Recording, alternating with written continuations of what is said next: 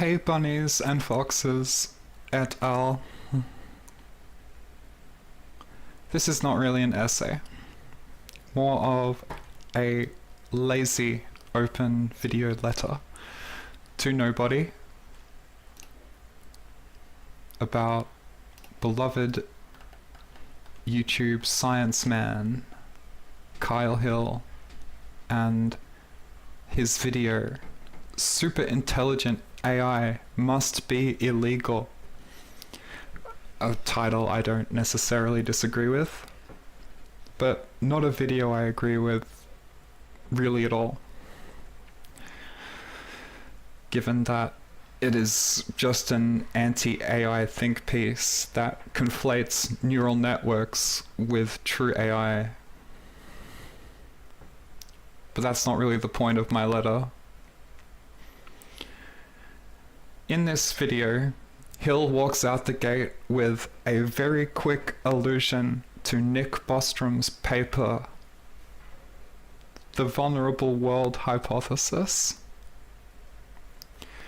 In this paper, Nick Bostrom illustrates a hypothetical situation where some future invention or future innovation will be a genie that we can't put back in its bottle, an evil genie that will end in the destruction of humanity. In this paper, Nick states that the existence of this hypothetical genie, or black ball scenario, is a pro tanto reason to pursue what sounds to me like global authoritarianism, which Nick rather openly characterizes as ubiquitous surveillance and a unipolar world order that would likely increase the risk of globalized dictatorship. Now, I'm not sure what pro tanto means in this context, though it seems to imply something like justified up to the point of solving the obvious problem. And if you thought Bostrom might soften this observation in later paragraphs, you'd be wrong, as he explains that only partial or only workplace surveillance and policing would not be enough to prevent this scenario, and that anyone with the power to do so should consider that the escalation of preventative policing and global governance may be the only way to stabilize our civilization against the so-called apocalyptic residual, death cults and the like. Okay, so what does Bostrom think are such blackball threats? Now, quick aside, I feel delusively unsure now that I am not being spied upon by Microsoft and being baited to record this letter by the micro Google secret cabal. I'm half joking, don't at me.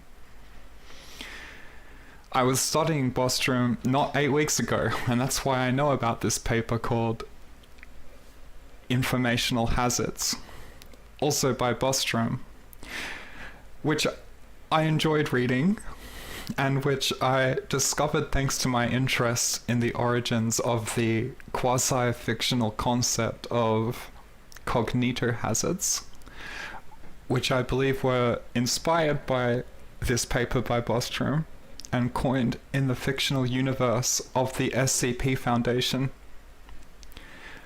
Now, while I agree more or less with Bostrom on the existence of informational hazards, my impression of these two papers together is that Bostrom is something of a Machiavellian who believes all possible information should be filtered through the aforementioned preventative policing and unipolar world order.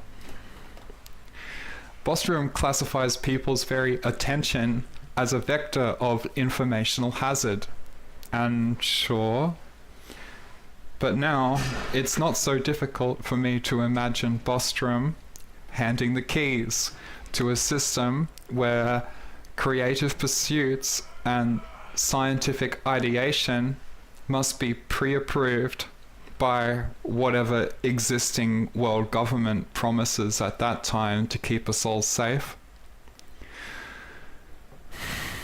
The real purpose of this letter, though, is to draw a mark over how Kyle Hill characterizes Bostrom's vulnerable world hypothesis. And in Hill's video, it just feels like a skipping stone. There's no vocal mention of preventative policing or global authority.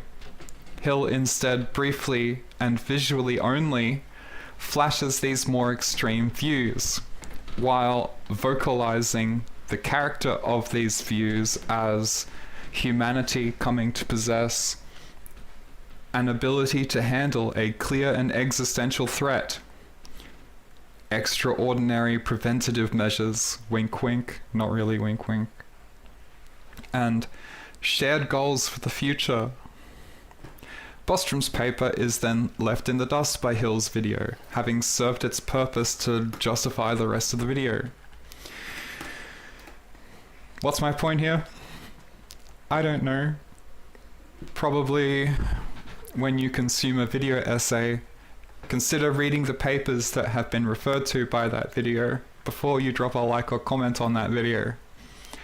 I personally don't think people should be taking Bostrom's papers completely seriously, especially not in a vacuum, and certainly not using his ideas as props for a serious ideology.